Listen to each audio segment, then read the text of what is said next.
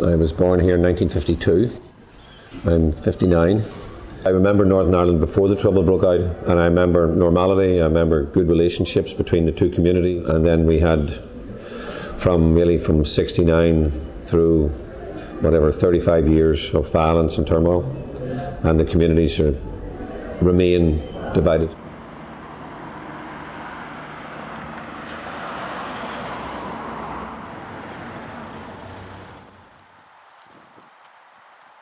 Protestant state for a Protestant people.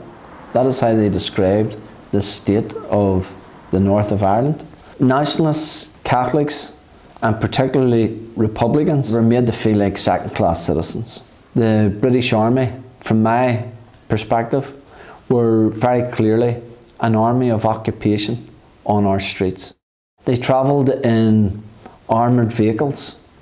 They patrolled it in helicopters constantly overhead.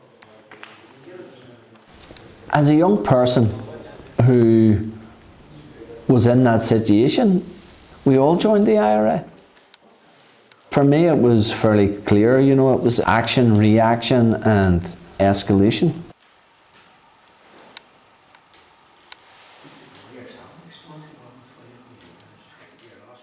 Armed actions and violence and war dehumanize everybody who's involved in that. War is about killing people. You just hope that your ideology can carry you through that. I don't see myself as being a sinner or I should repent and remorse. I'm sorry. I'm sorry for the families who have lost people in this conflict. I'm sorry for the pain that they went through. But the circumstance was that it was a conflict. I didn't go to war. The war came to me.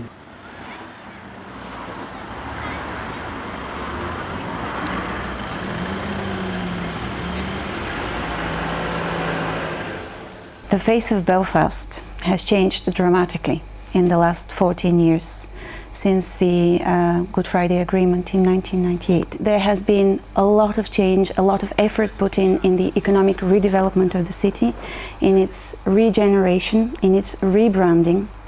And there has been a huge change at the level of how the city is experienced in the everyday, at the level of everyday life. However, in Belfast, over half of the population still live in wards that are either 90% Protestant or 90% Catholic background. Those areas that have the most experience of political conflict, politically related violence during the Troubles, remain still the most economically deprived.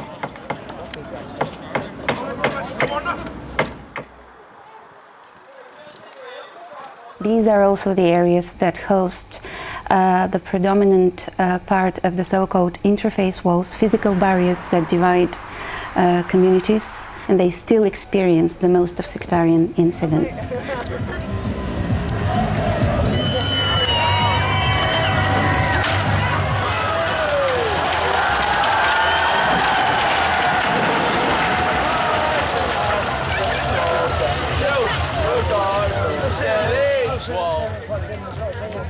There are still outstanding issues which need to be resolved.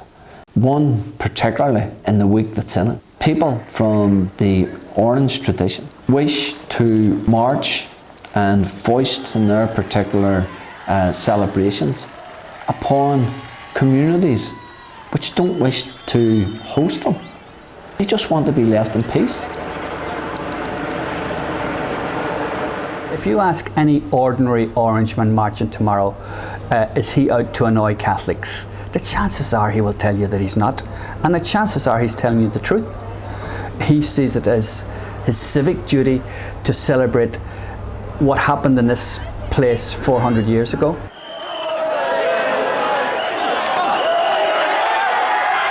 On the other hand, if you're a Catholic looking at it, what does that represent to you? It represents historically dispossession. This was when the other side won. Now, maybe a long time ago, but the consequences lasted a long time.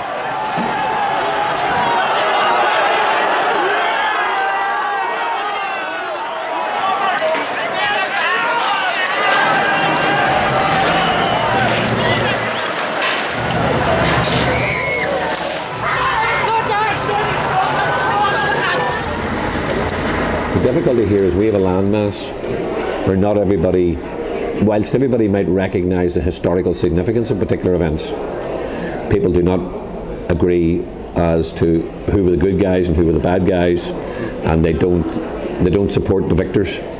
Some people support the victors, some people support the vanquished. So that's the essence of a divided society.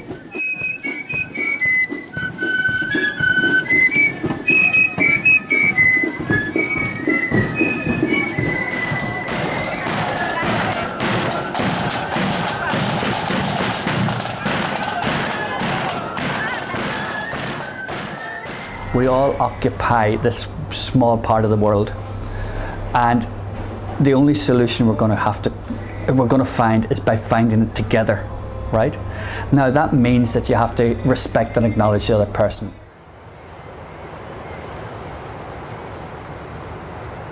Eddie's Catholic and I'm Protestant, and so we're a mixed marriage within Northern Ireland. We would consider ourselves, the religion side of it was completely and utterly unimportant. Yes. To us. Unimportant. Completely unimportant, and I think that's pretty much the way for most of our friends and family now. I have people that I would regard as friends, and they are the hardest Republicans you'll ever meet. I have people that I would consider friends, and they are very loyalist, unionist type people, but you know, it's no longer what defines people. No. That's not your first consideration.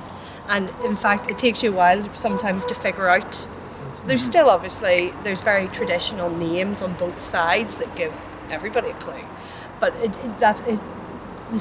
Northern Ireland as a society, the majority have moved on so much that it's completely and utterly different. Completely and utterly different.